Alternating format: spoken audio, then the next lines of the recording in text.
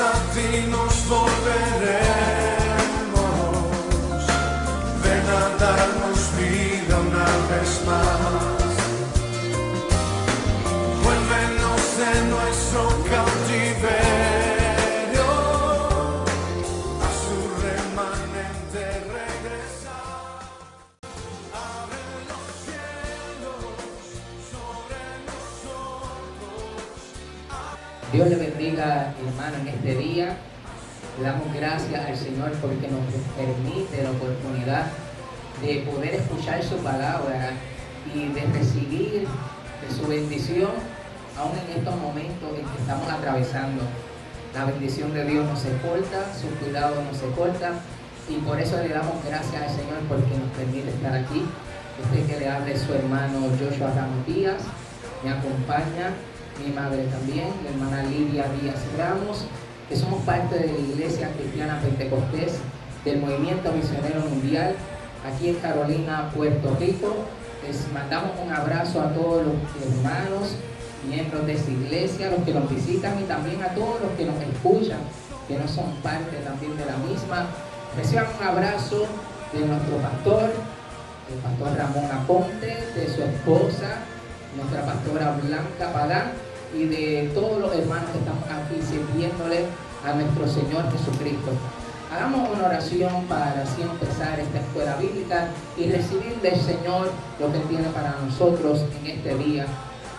Dios Padre Celestial, Hijo soberano, aleluya, Rey de reyes y Señor de señores, Espíritu Santo de Dios que está en nosotros y que se pasea también en nuestra vida. Te damos gracias, Señor, porque nos permites escuchar tu palabra, recibir tu bendición en esta hora, Señor, y que nuestras vidas, Señor, Padre, sobreabunden de la gracia, la unción del Santo Dios y de todas las bendiciones que tú nos das.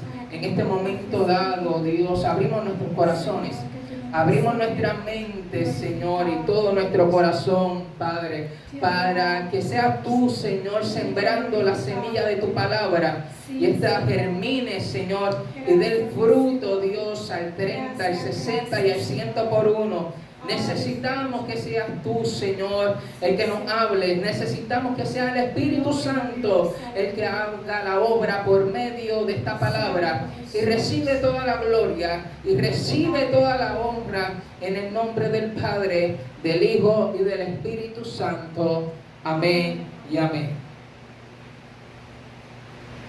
Mi alma te adora.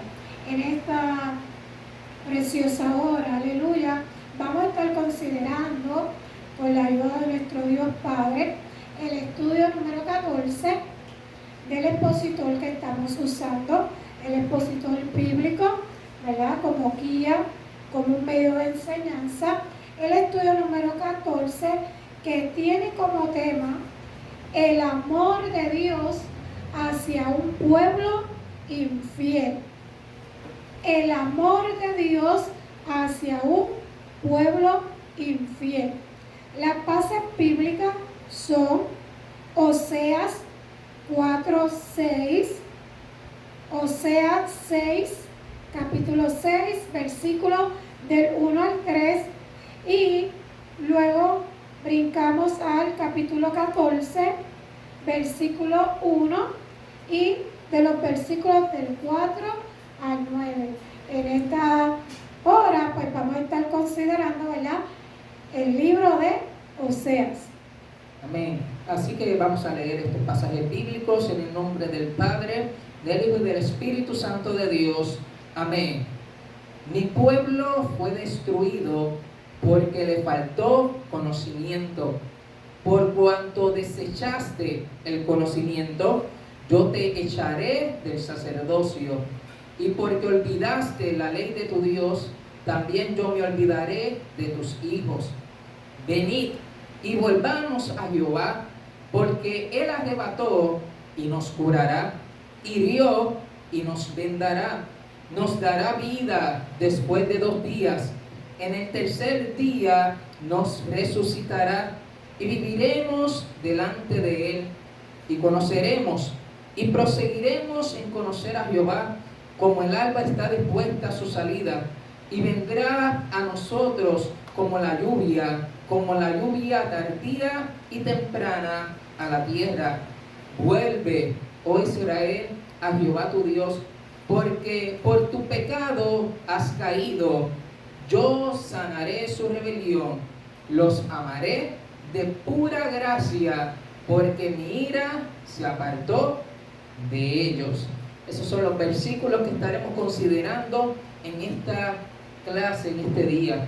Los objetivos de esta clase, número 1, es conocer que Dios nos ama.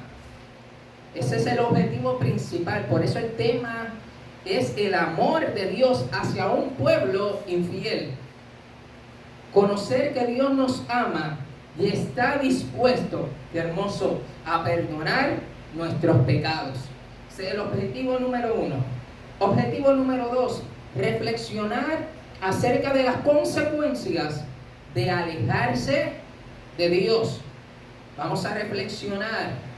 Y número 3, determinar volver a Dios y permanecer en Él. Volver y permanecer en Él. El pensamiento central se encuentra en el expositor y dice de esta manera: por causa de su amor, Dios da oportunidad de restauración a aquellos que le han dejado. Escúchalo bien, Dios da oportunidad. En este día hay oportunidad para ti, hay oportunidad para mí de ser restaurados a aquellos que le han dejado. El bosquejo de esta clase se van a dividir en 4 partes. La primera, vamos a hacer una introducción al libro y al personaje de Oseas. Número 2, vamos a hablar acerca de la vida espiritual del reino del norte de Israel en este contexto histórico del libro de Oseas. Y la número 3 es un llamado al arrepentimiento que Dios le hizo a ellos, ese pueblo de Israel en ese momento dado, y nos está haciendo a nosotros en este día. Y número 4, la restauración y bendición de un pueblo arrepentido, porque hay restauración y hay bendición cuando nosotros nos humillamos delante de la presencia del Señor. Amén. Haciendo un pequeño resumen, ¿verdad? Un resumen del libro. Una de las cosas que nosotros, ¿verdad?, a la hora de estudiar un libro debemos de considerar son las siguientes. Número 1, el nombre de Oseas significa salvación. Otro nombre para Oseas es Josué. Dice la Biblia que Oseas era hijo de Beri, que fue contemporáneo con los profetas Isaías y Miqueas, ambos, ¿verdad?, profetas del reino del sur. Nos dice la palabra de Oseas que se casó con Gomer. Eso lo vemos en el versículo número 3, que esta mujer más adelante se iba a convertir en una mujer adúltera, promiscua y o, como algunos entonces quieran llamarla, prostituta. Otro punto que debemos de considerar son, ¿verdad?, estoy hablando de su vida familiar, que a este matrimonio le nacieron 3 hijos. En el versículo número 4 del capítulo 1 vemos que el primer hijo se llamó Jezreel, que significa por causa del genocidio que hizo Jehús. Su segundo hijo, en este caso fue una hija, Lo-Ruana, que significa no compadecida, y su tercer hijo, que lo vemos entonces en el versículo 9 del capítulo número 1, Lo-Am, que significa no mi pueblo. Es bien importante que usted sepa, amados hermanos, que esta relación de familia se convirtió en la base de varios mensajes que llevaría el profeta de Dios a Israel. Entiéndase, la tribu del norte. Repito, es bien importante y tenemos que partir que esta relación de familia se convirtió en la base de varios mensajes que llevaría el profeta de Dios a Israel. Oseas comenzó su ministerio en la última década del gobierno de Jeroboam II. Y por último, que su ministerio se desarrolló, como anteriormente dije, en el reino del norte. Ahora vamos a los datos del libro de Oseas. El primer dato es que Oseas es el primer libro de los profetas menores. Primero se encuentra Oseas, luego va Joel, Amós, Abdías, Jonás, Miqueas, Nahum, Habacuc, Sofonías, Ageo, Zacarías y Malaquías. Hay 12 profetas menores que se encuentran, ¿verdad?, en el canon de la Biblia, y Oseas es el primero, es de mayores capítulos, con 14 capítulos. Ahora, los profetas menores, ¿verdad?, se dividen también de los profetas mayores, que son Isaías, Jeremías, Lamentaciones, Ezequiel y Daniel. Pero estos se dividen, pero no es a causa de la importancia. No es porque uno sea más importante que otro, sino es más bien por la extensión del escrito y por la duración de sus ministerios. Sin embargo, esto es bien importante, el mensaje de los profetas menores contiene valiosas enseñanzas en cuanto a los planes de Dios, así como principios y aplicaciones al caminar del creyente en todo tiempo y lugar. Estas cosas ahora en las próximas clases de nuestro expositor son acerca de los profetas menores. Y vamos a analizar ese contexto histórico, qué pasó, qué Dios les reveló a los profetas, qué fue lo que, ¿verdad?, ocurrió, cómo fueron los sucesos, los eventos que el Señor hizo en ese tiempo. Pero lo más lindo de la palabra del Señor es que esas cosas aplican también a nuestros tiempos. Y nosotros vamos a abrir nuestros oídos y vamos a ver en qué errores ellos cayeron, que así nosotros, gracias al Señor y por este escrito, podemos evitar y recibir la bendición de Dios. Dice la palabra del Señor en 1 Corintios 10:11: y estas cosas le acontecieron como ejemplo y están escritas para amonestarnos a nosotros, a quienes han alcanzado los fines de los siglos.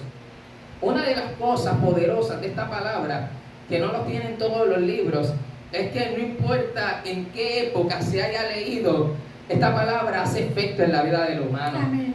Desde antes de Cristo, desde el principio de la humanidad, el Señor habla su palabra y edifica las vidas. Y hace 200 años esta Biblia y esta palabra siguió haciendo efecto en los corazones y cambió y transformó la mente. Y hoy en día esta palabra sigue teniendo el poder para seguir transformando las vidas. Los 12 profetas tuvieron un mensaje directo para situaciones específicas de su época.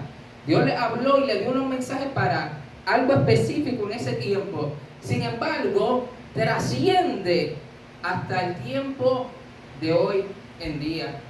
Ahora vamos a hablar algunos datos adicionales acerca de la división del libro de Oseas. Sí, y esto es bien importante, amados hermanos, porque a veces nosotros queremos o vamos a estudiar algún libro, ¿verdad?, de las Sagradas Escrituras. Yo no sé si te ha pasado, Joshua, que no entendemos, ¿verdad?, unas cosas, ¿verdad?, porque y queremos comprender, y es que no todo está en la Sagrada Escritura, ¿verdad?, y tenemos que ir a libros para poder comprender, ¿verdad?, ese contexto histórico y sobre todo ese mensaje real que Dios, ¿verdad?, quería dar, como bien lo ha traído, no solamente en ese momento, porque esos temas que a veces se dan en la palabra, que a veces decimos, como están en el Antiguo Testamento, no nos aplica. Y no, porque el tema de hoy es el amor de Dios, que si se han dado cuenta, no lo hemos definido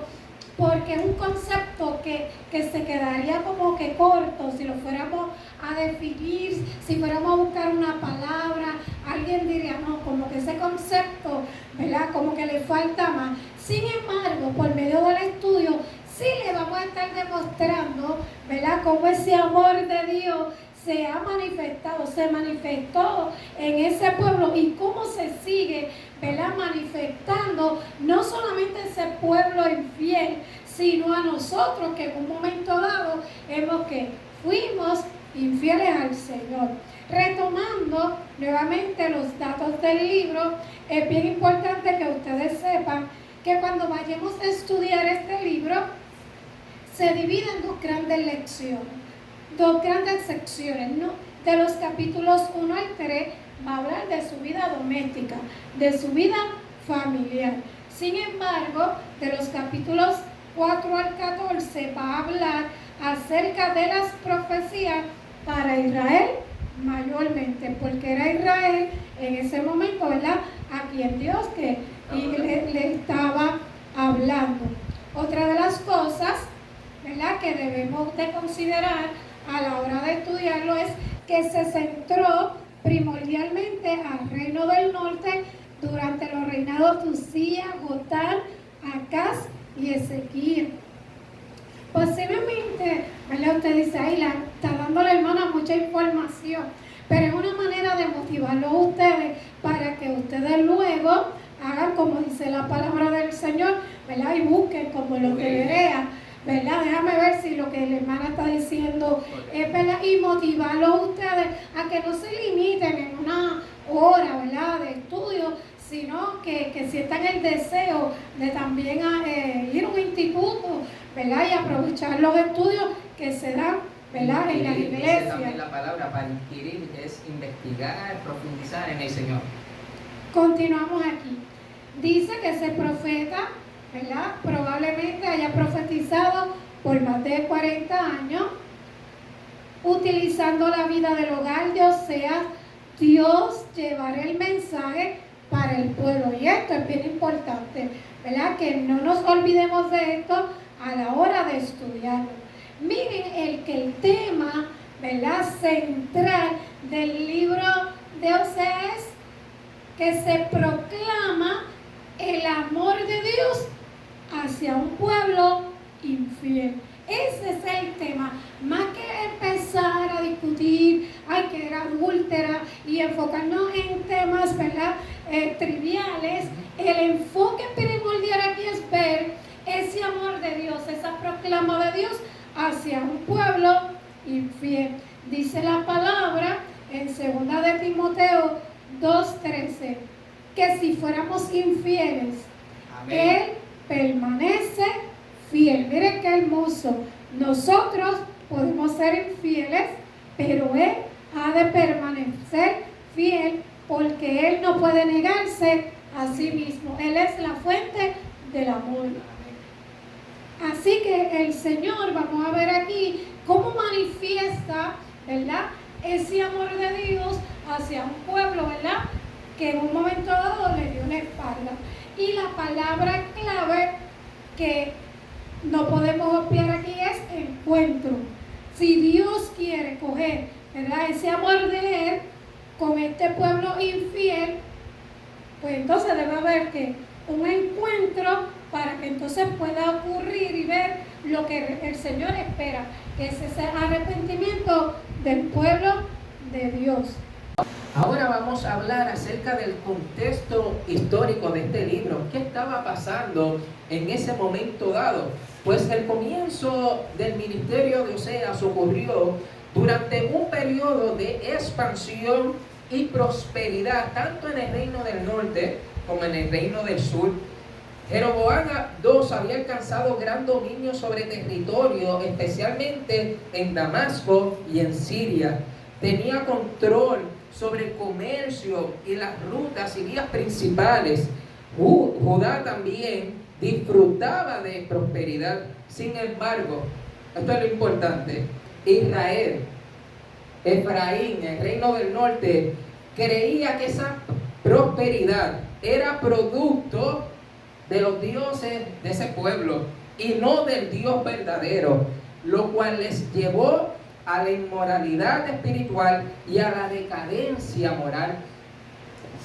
Muchas veces pensamos que porque somos prósperos materialmente, somos prósperos espiritualmente, y son dos cosas separadas.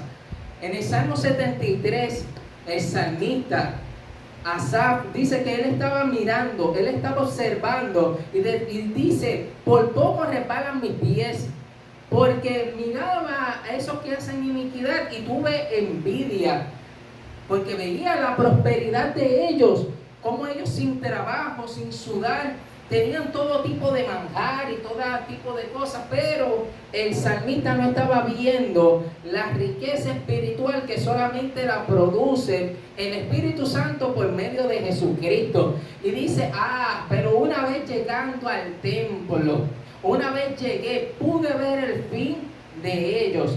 Aquí no te salva tu riqueza material, aquí no te salva cuánto dinero tú tienes en tu cuenta del banco, cuánto has sido próspero, no. Una cosa es eso y otra cosa es contar con la bendición y el favor de Dios. Y Dios a través de Oseas le va a decir, aunque tú eres próspero materialmente, eres pobre espiritualmente, y es más importante ser rico espiritualmente por las riquezas del Señor que tener las riquezas de este mundo. Dice el proverbista, mejor es un pedazo de pan en casa de paz que banquete en casa de iniquidad. ¿Por qué? Porque no es lo mismo contar con la gracia, con la ayuda, con el favor de Dios, que estar sin Él.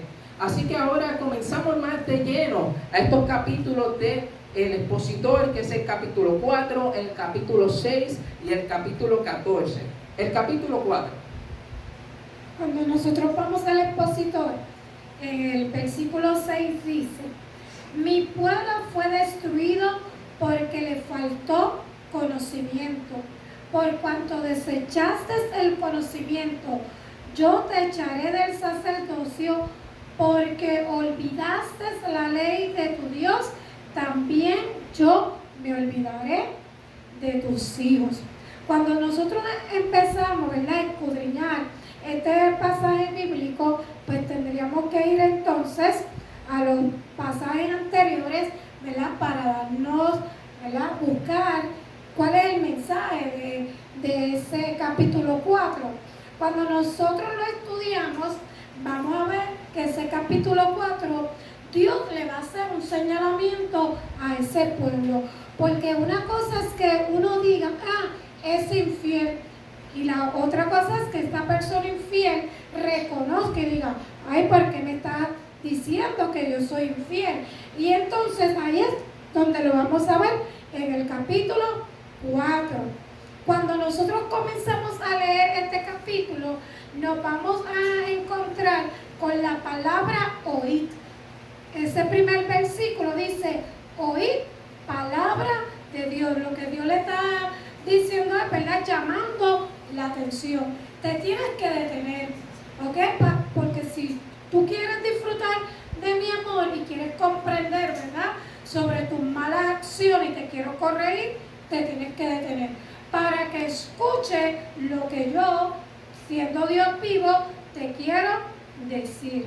¿Por qué? Porque ese pueblo vivía, como bien ahorita tú lo mencionabas, era un pueblo donde ya había crecido mucho la inmoralidad, la idolatría y la ignorancia a la palabra del Señor.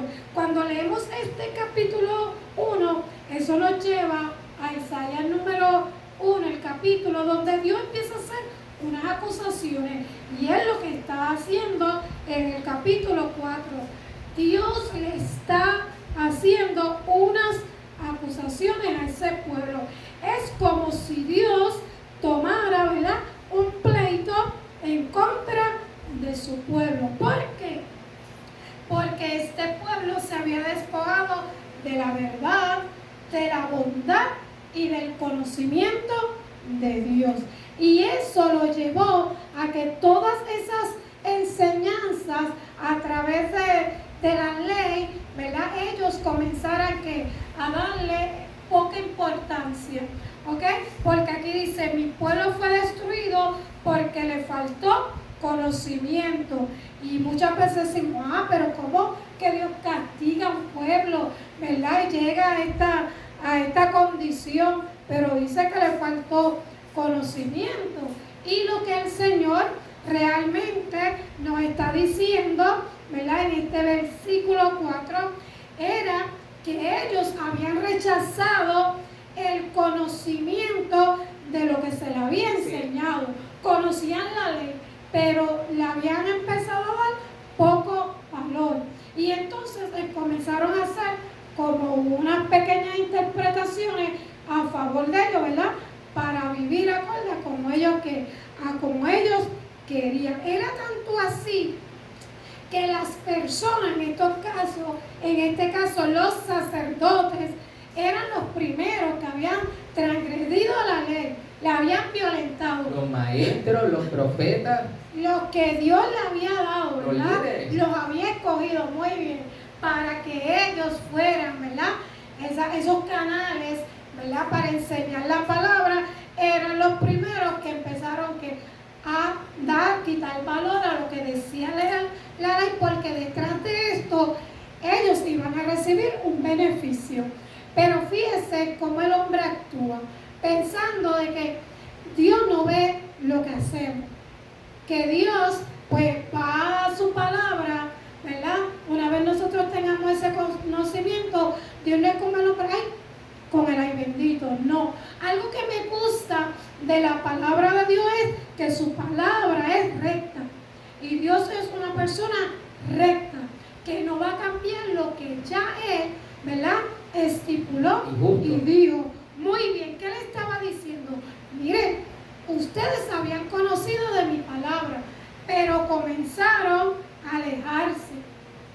Les estaba diciendo, ustedes escucharon en un momento dado acerca de mis mandamientos y ellos lo conocían, pero ¿qué sucede? Que empezaron a violentar esos mandamientos, ¿verdad?, que Dios había estipulado acerca, ¿verdad?, de Él y cómo Él quería que ese pueblo se condujera.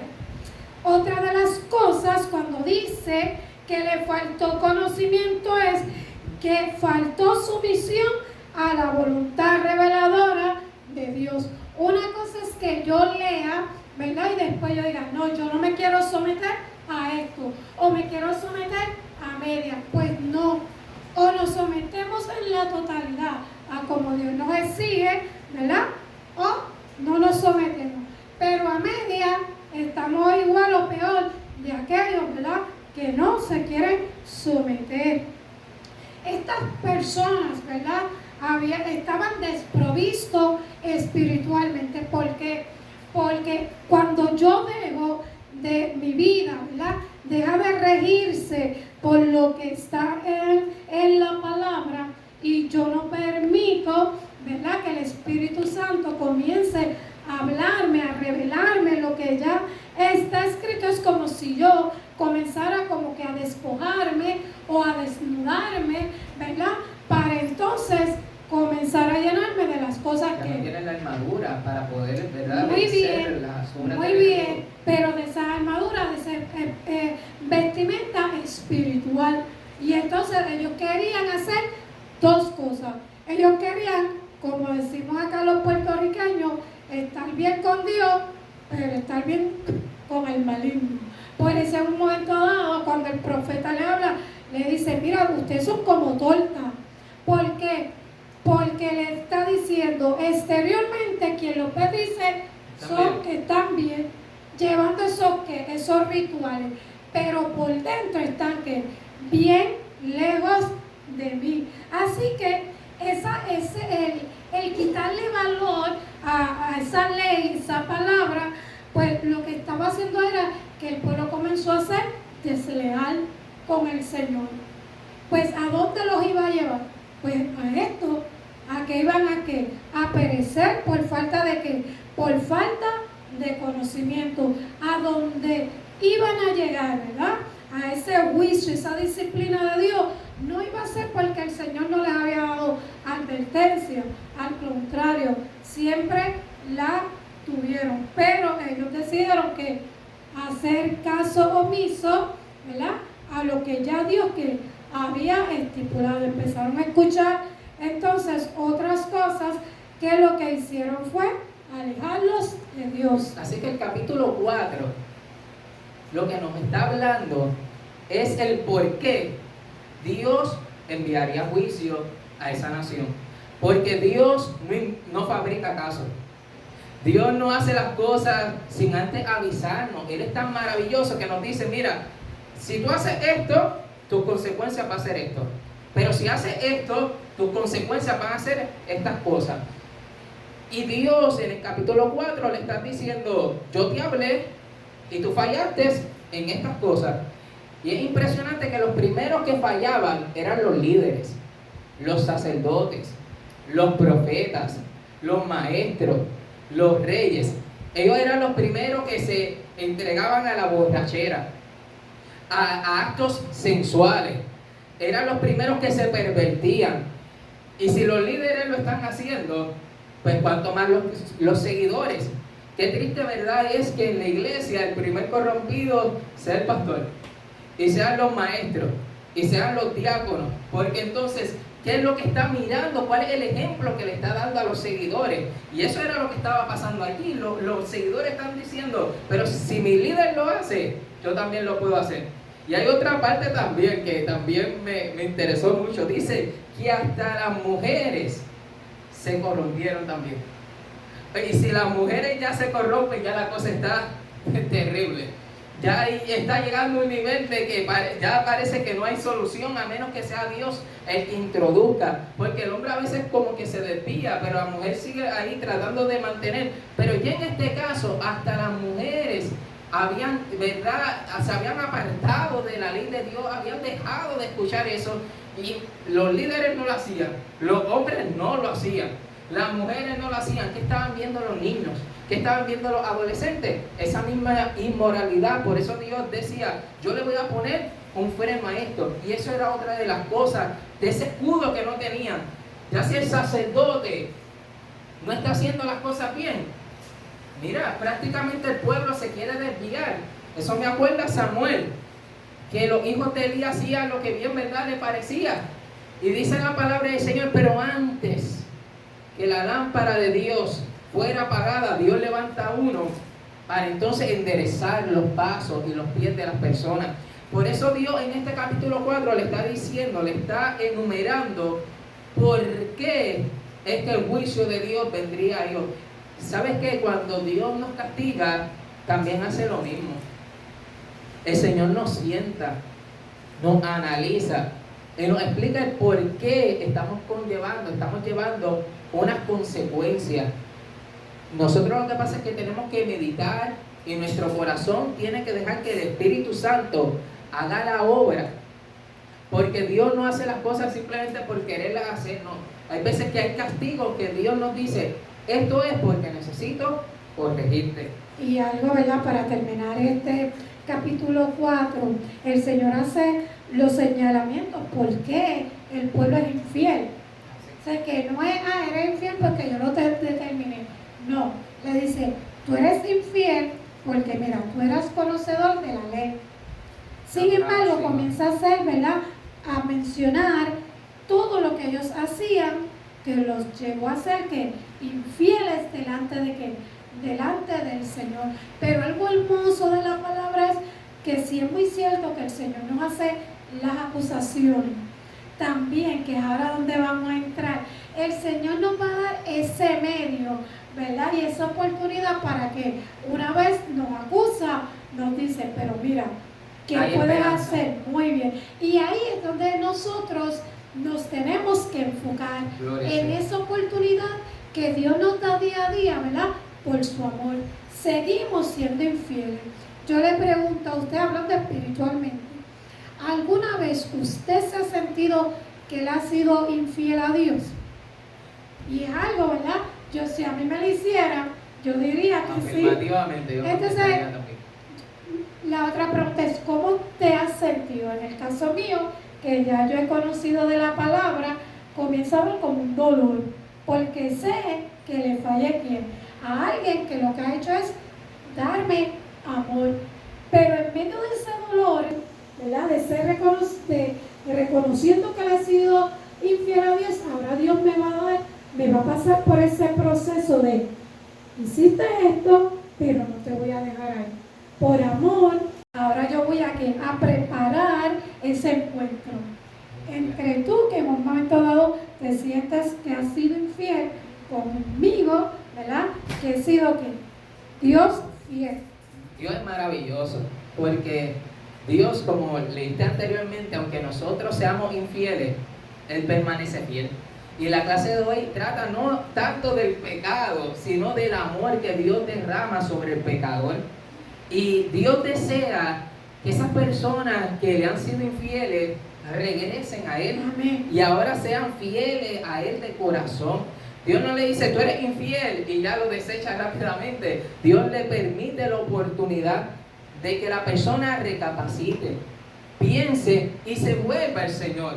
Aquí el Señor dice, mira, ¿sabes qué? Pasarán 2 días, pero al tercer día yo te quiero levantar. Aquí habla de que el Señor, al que se arrepiente, rápidamente lo quiere levantar del suelo. A Dios no le gusta vernos caídos. A Dios no le gusta vernos a nosotros sufriendo las consecuencias del pecado. Pero nosotros tenemos que alzar nuestra mirada a Él y decirle, Señor, yo necesito de tu socorro, yo necesito de tu ayuda. Porque el que vive en pecado, y miren, tenía riqueza, pero estaba empobrecido.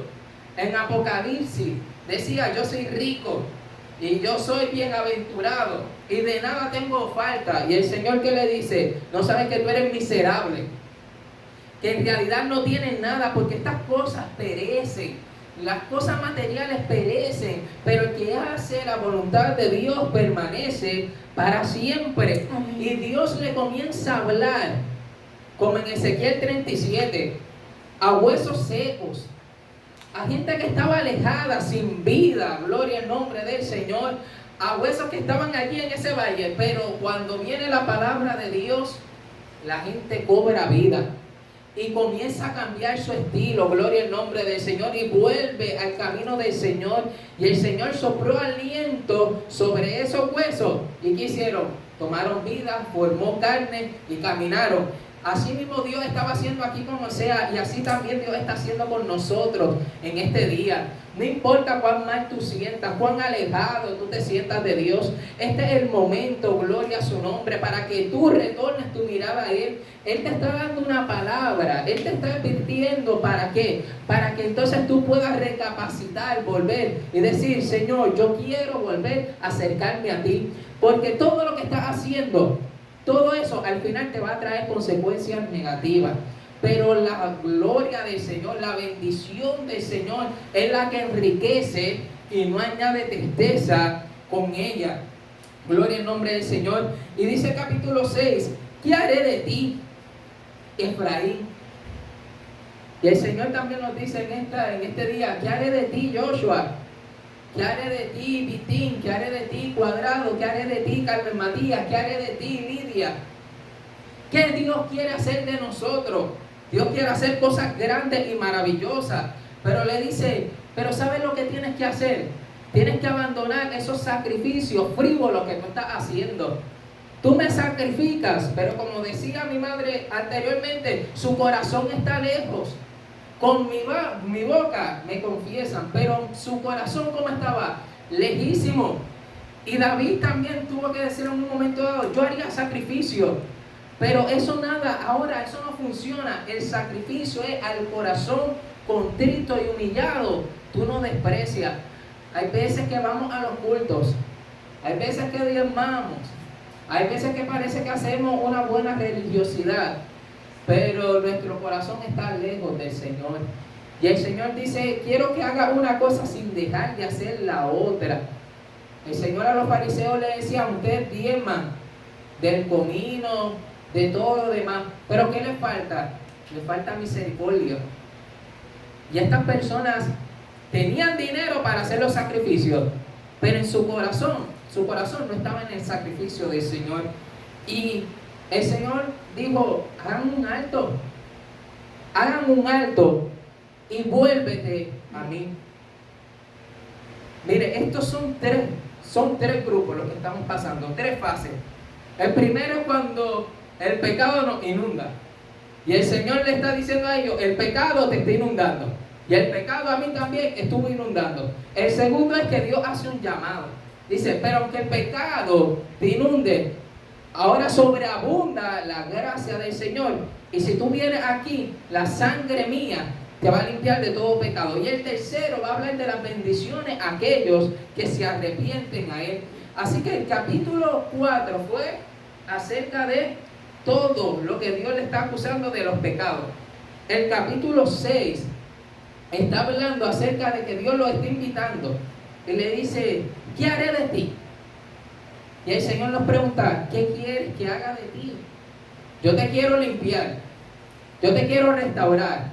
Yo quiero que tú vuelvas al camino. Pero ahora depende de ti y depende de mí, con la ayuda del Espíritu Santo, de tomar la decisión certera y correcta. Cuando resumiendo, ¿verdad? El capítulo 4 y el capítulo 6, lo quiero resumir solamente con una palabra en cada capítulo. En el capítulo 4 comienza a oír palabra de Jehová. Así es. Dándonos a entender que el que vamos a escuchar es quién, a Jehová, porque es a Jehová a quien le han sido ¿qué? Infiel. Y comienza a hacer los señalamientos. Pero cuando vamos al capítulo 6, fíjese que va a comenzar con dos palabras: venid y volvámonos a Jehová.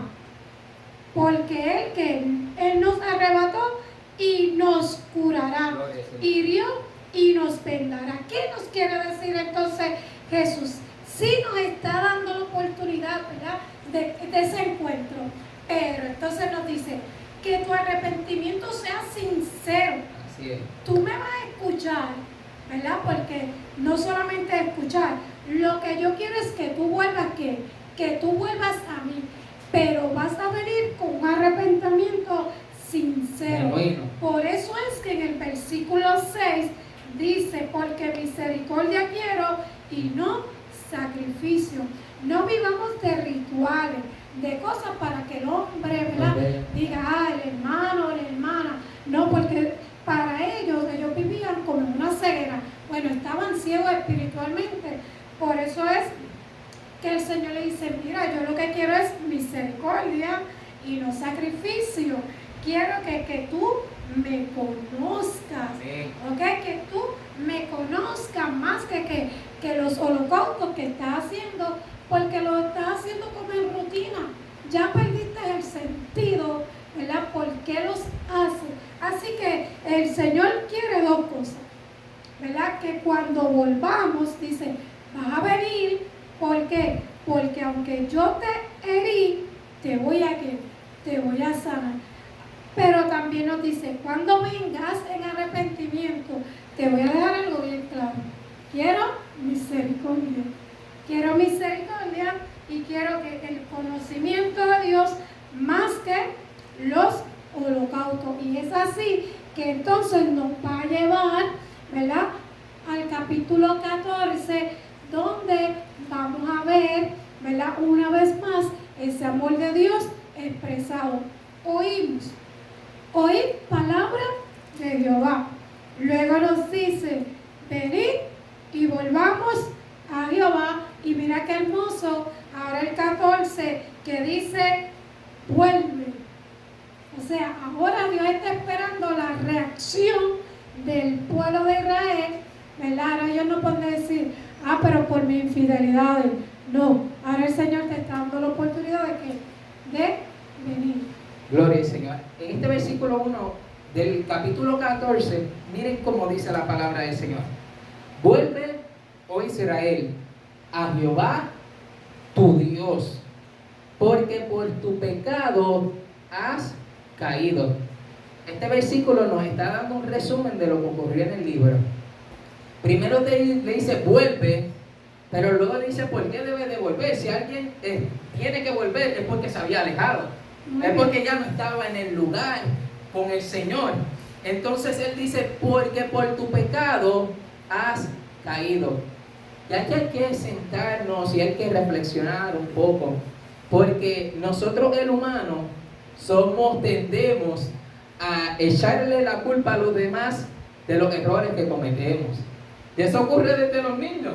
Cuando el niño tú lo regañas por primera vez y él entiende las consecuencias, cuando hace algo, ¿qué luego hace? Culpa a otro.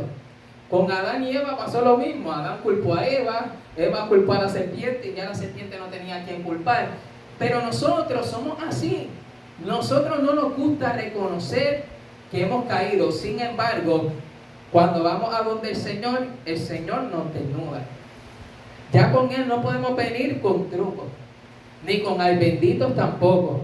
Y el Señor le está diciendo a Israel, por tu pecado es que estás en el suelo. El Señor lo está responsabilizando a ellos, porque la culpa del pecado, de cometer pecado, es del pecador. No hay nadie más. Si nosotros estamos en el suelo, no es por culpa de Dios, no es por culpa de los demás, no fue por lo que me dijo. Uno tiene que entender y reconocer y tomar responsabilidad y decir, sí Señor, fallé, pero solo no podemos. Necesitamos entonces ahí volver nuestra mirada a donde el Señor. Y cuando el Señor le dice volver, no está diciendo simplemente camina de aquí a acá. Está diciendo, necesitas entregar tu mente y tu corazón. Muy bien. Porque hay gente que pide perdón, pero ni es de mente ni es de corazón. Dios le está diciendo, tú tienes que cambiar tu posición, la posición que tienes de tu mente y la posición que está en el corazón. Hay gente que pide perdón, pero su mente, como quiera, dice, pero yo tenía toda la razón. Y en su mente no han cambiado, no han vuelto, ni en su corazón tampoco muchas veces. Y el Señor dice, no, tú vas a cambiar, pero tú tienes que cambiar completo. Y para eso no lo podemos hacer solo, pero por la ayuda del Espíritu Santo sí podemos hacerlo. Miren lo que dice Isaías 55:7. Deje el impío su camino y el hombre inicuo sus pensamientos y vuélvase a Jehová. Y vuélvase a Jehová. Pero ¿qué va a pasar cuando Él se vuelva? El cual tendrá de él misericordia, y al Dios nuestro, el cual será amplio en perdonar. Dios nos quiere perdonar a nosotros. Dios quiere que no sintamos mal, que no sigamos sintiendo esa culpa que nos da el pecado. Pero el Señor le está diciendo, tú tienes que hacer algo. Tú tienes que volver. Y para volver tienes que reconocer que estás mal. Tienes que reconocer que no estás bien. Y tienes que entonces poner tu mente y tu disposición a cambiar. ¿Qué nos dice la palabra del Señor, verdad? En Lucas 15, pues nos habla de un hijo pródigo. Este hijo pródigo tomó una decisión. Hijo, dame mi herencia. ¿Y qué él hizo? Se alejó. Igual que lo que está ocurriendo con los de Oseas. Tenía mucho dinero, pero ¿qué ocurrió con ese dinero? Se alejó del Señor. Y alejarse del Señor nunca, nunca, nunca será algo bueno. Nunca alejarse del Señor traerá consecuencias positivas. Y a este hijo pródigo, en esta parábola, el Señor dice, ¿qué pasó? Lo perdió todo. Un día trató, buscó y ya no tenía. Y estuvo entonces ahora él, que era libre, que tenía todo, ahora se había convertido en un jornalero. Sin embargo, ¿qué pasó? Dijo, pero volviendo en sí. Hay 3 puntos que nosotros aquí son importantes. Lo primero, nosotros tenemos que volver en nosotros. Y eso es lo que Dios está diciendo. Tienes que volver. Dijo, ¿cuántos jornaleros en casa de mi padre tienen abundancia de pan? Y yo aquí perezco de hambre. Me levantaré e iré a mi padre y le diré, Padre, he pecado contra el cielo y contra ti. Lo primero, el Señor nos abre nuestros oídos, dice, oí, para que nosotros volvamos en sí. Luego, en lo segundo, es reconocer la condición en que estamos. Si uno es pecador, uno es pecador. Si uno ha fallado, uno falló. Y le pedimos al Señor misericordia, pero uno tiene que reconocer dónde está. Si un adicto a cualquier cosa, a droga, al alcohol o a cualquier otra cosa, no reconoce que está mal, no va a poder ser restaurado. Y nosotros tenemos que entender cuál es el pecado que estamos cometiendo y reconocer que es un pecado. Ahora, luego de reconocer, no se trata solamente de reconocer, y esto del Espíritu me lo traía, mucha gente se queda reconociendo, pero hay que actuar, hay que actuar.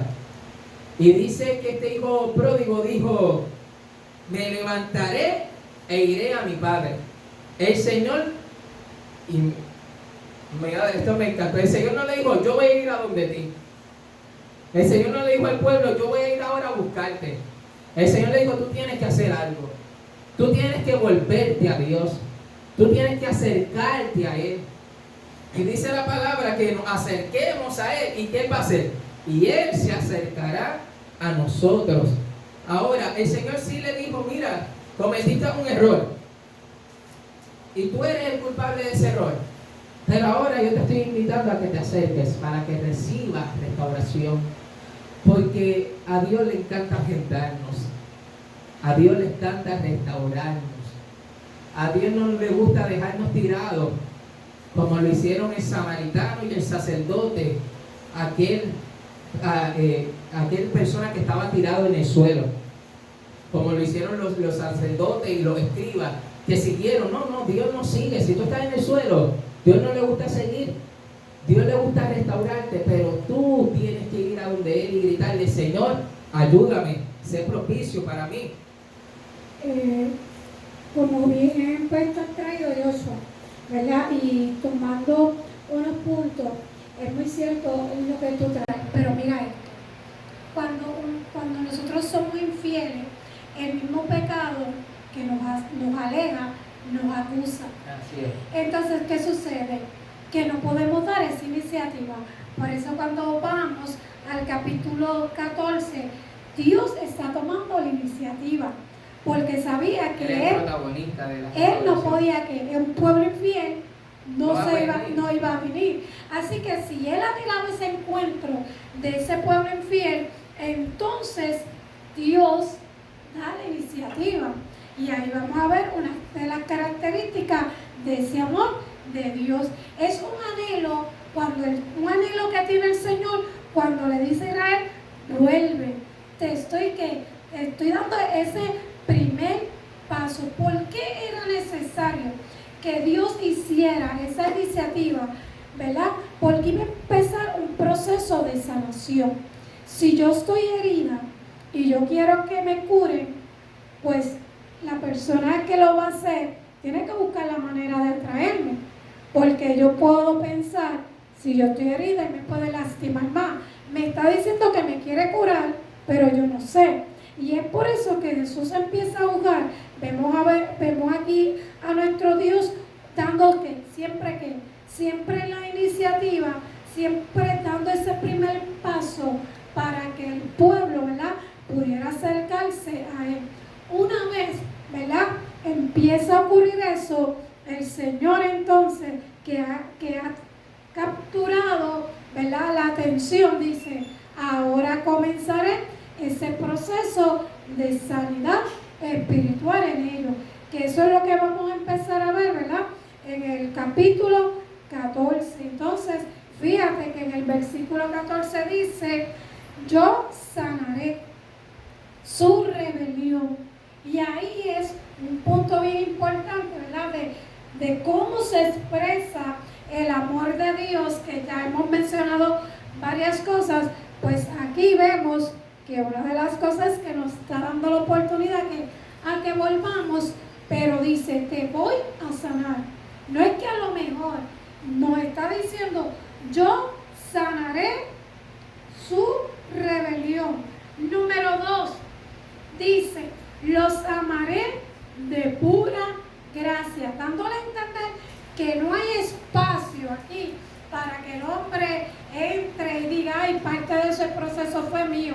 No, sí es muy cierto, pero le está diciendo, es por gracia. Sí, te estoy hablando por gracia, ¿verdad?, pero espero que tú hagas qué.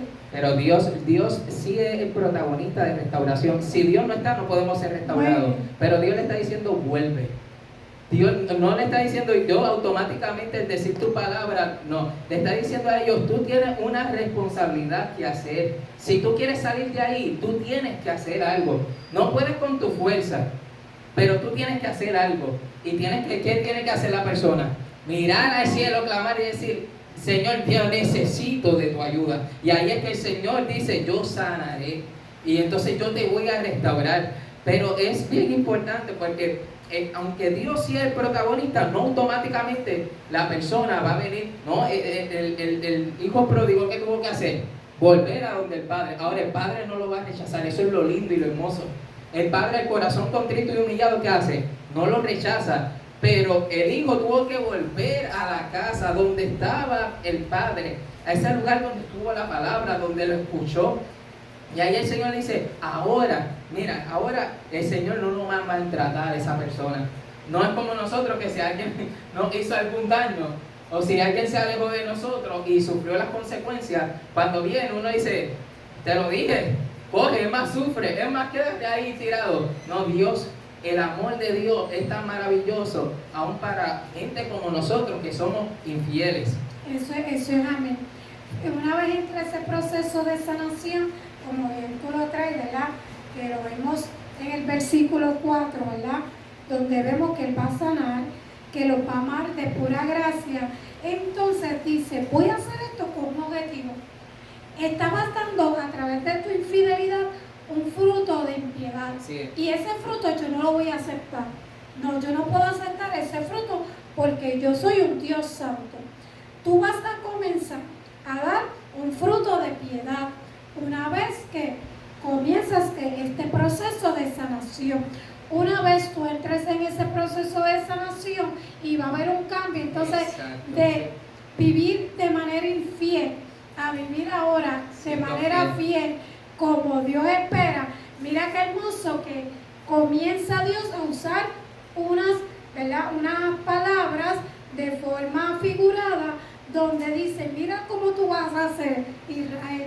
Una vez tú empieces, ¿verdad?, en ese proceso de sanación, mira lo que yo voy a hacer. Y lo dice el versículo 6: yo seré Israel como rocío. Así es. Ya le está diciendo ahí, ¿verdad?, que Él se va a encargar, Él los va a ayudar a que comience a dar ese cambio de que las bendiciones muy que va bien, a recibir. ese cambio de Esa palabra es bien importante, muy cambio, bien. porque Dios cambia. Uno no puede ser el mismo. Una vez uno comienza de vivir, ¿verdad?, sin Dios y alejado sin Dios, cuando uno comienza a ser fiel a Dios, uno comienza a cambiar completamente. Y ya los frutos de la carne eran uno, ahora el fruto del Espíritu es otro. Y antes yo me comportaba de una manera, pero ahora al recibir ese amor del Señor, comienzo a cambiar y comienzo a ser diferente y comienzo a ser más misericordioso, gracias al Señor. Y en ese proceso de sanación, cuando seguimos leyendo el versículo 6, dice: yo voy a hacer el rocío, ¿verdad?, lo que tú necesitas para comenzar a cambiar ese fruto que estabas dando, ¿verdad?, que no era acepto delante de Dios. Dice: y vas y florecerás como el lirio, y extenderás sus raíces como el Líbano, se extenderá sus ramas y será su gloria como la del olivo, y perfumarás como el Líbano. ¿Qué le estás diciendo? Pues mira, usando, ¿verdad?, estas palabras aquí, ¿qué le está diciendo? Cuando se refiere al lirio, habla de pureza, porque ahora vas a cambiar de ese estatus de infiel a fiel. Pues le está diciendo, por eso esta hora le dice: vas a florecer como lirio, hablando de pureza y de productividad. Cuando está hablando luego de que se extenderá sus raíces, está diciendo: ahora va a ser firme y duradero, ¿verdad? El infiel no es ni firme y mucho menos, ¿verdad?, duradero. Así que le está garantizando, cuando cambie, comienza a dar ese cambio, ¿verdad?, que dice que va a ser firme, y habla también de su durabilidad. Y cuando entonces habla de sus ramas que se extenderán, pues va a ser fructífero. Que entonces muchos, cuando vean ese fruto, van a ver y decir: oye, pues yo quiero eso, ese cambio, ¿verdad?, de ser infiel a fiel, producido, producto por el amor de un Dios, y espera el resultado que es positivo, pues cuando muchos infieles comiencen a verlo, dirán, yo quiero eso. Así que estás trayendo algo hermoso. Dios nos quiere sanar. Y eso trata esta clase en este día. Dios quiere restaurarnos. Dios quiere que seamos, como tú decías, como el Líbano, que perfumemos. Pero con pecado no podemos perfumar. No podemos perfumar. Y alejados de Dios no podemos hacer el bien. Por más dinero incluso que las personas quieran donar, no van a poder hacer el bien porque a Dios no se compra así. Ahora, cuando uno se vuelve al Señor y el Espíritu Santo sana, porque el Espíritu Santo sana, que el Espíritu Santo te quiere sanar y nos quiere sanar a nosotros en este día. Cuando viene esa gracia del Señor, cuando viene ese perdón del Señor, nosotros cambiamos.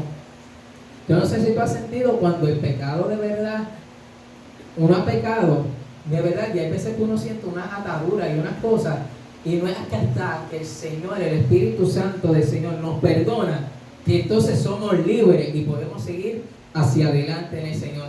Así que este capítulo 14, el último versículo de este libro de Oseas, ¿de qué trata el libro de Oseas? Pues Oseas, Dios lo llama para hablar de la infidelidad del pueblo, que el pueblo le tenía al Señor. Que Dios, siendo bueno y queriéndolos llenar de bendiciones, ellos se habían alejado de Dios. Y hasta utiliza la familia de Oseas para llevar este mensaje.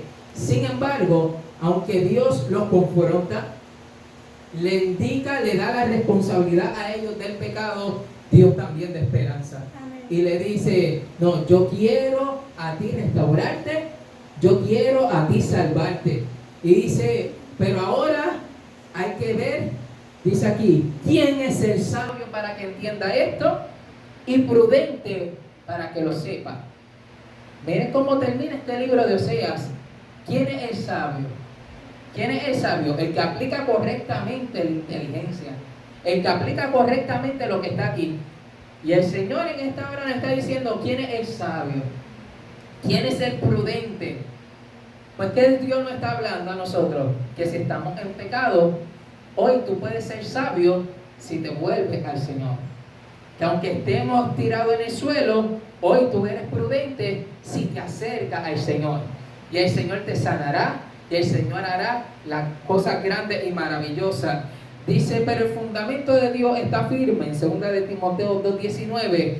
Teniendo este sello, conoce al Señor los que son suyos, y apártese de iniquidad todo aquel que invoca el nombre de Cristo. Dios nos dice que nos acerquemos a Él, pero que nos apartemos de la iniquidad. Para la conclusión de este primer libro de los profetas menores, dice así: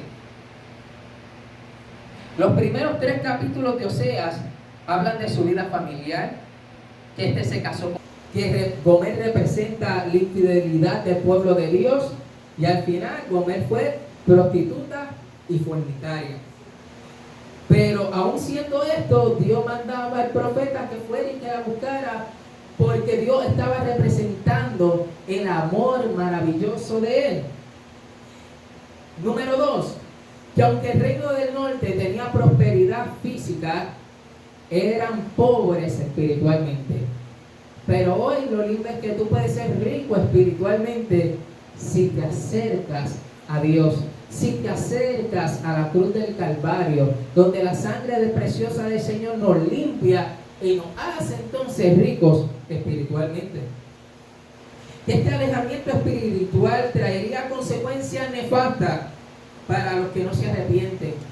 Si tú estás en pecado y has escuchado esta palabra y le haces caso omiso, las consecuencias van a ser nefastas. Pero Dios no quiere que tengas esas consecuencias, y por eso te ama y te habla hoy. El profeta hace un llamado a volverse a Jehová de mente y de corazón. Lamentaciones 5:21 dice: vuélvenos, oh Jehová, a ti, y nos volveremos. Renueva nuestros días como al principio, y Dios será cual lluvia a tierra seca a todos aquellos que vuelven su mirada a Él. Hoy Dios quiere que fructifiquemos. Hoy Dios nos ha bendecido con su palabra. Hoy quiere que cambiemos nuestro pecado. Hoy Él quiere que nos restauremos, que nos arrepintamos y que seamos nuevamente felices y recibamos la bendición del Señor. Si tienes alguna necesidad, puedes llamarnos al número que aparece en pantalla. Nos puedes escribir. Si necesitas la oración, allí también consíguenos de cualquier manera, por cualquier medio. Y nosotros en este momento oraremos por eso. Cierra ya tus ojos donde estás, ponte en comunión y recibe la oración del Señor y de la misericordia del Señor en este día. Más, despídenos con una oración. Quiero cerrarla con Oseas 6:3. Oseas 6:3 dice: y conoceremos y procederemos en conocer a Jehová, como el alba está dispuesta su salida, y vendrá a nosotros como la lluvia tardía y temprana a la tierra. Te adoramos, Dios, te bendecimos en esta hora. Te damos gracias, Señor, por la bendición que nos concediste de enseñar tu palabra. Gracias por tu palabra, Dios, porque por medio de ello nuestras vidas, Señor, son edificadas, Dios, que a través de este estudio de tu palabra, Señor, de esta enseñanza, aquellos, Señor, que no te conocen, Señor, pero que de alguna manera llegue esto, Señor, este estudio, esta clase, Señor, a sus oídos, Señor, allí, Señor, tu palabra trabaje, Señor, llegue a la vida, el corazón de los que necesitan. Te damos gracias, Señor, por un nuevo día, Padre, por un nuevo amanecer. Bendícenos, bendice a cada uno de los hermanos, familiares y amigos que el Señor han sacado de este tiempo para escucharnos, en el nombre de Jesús. Amén. Dios les bendiga. Dios te bendiga.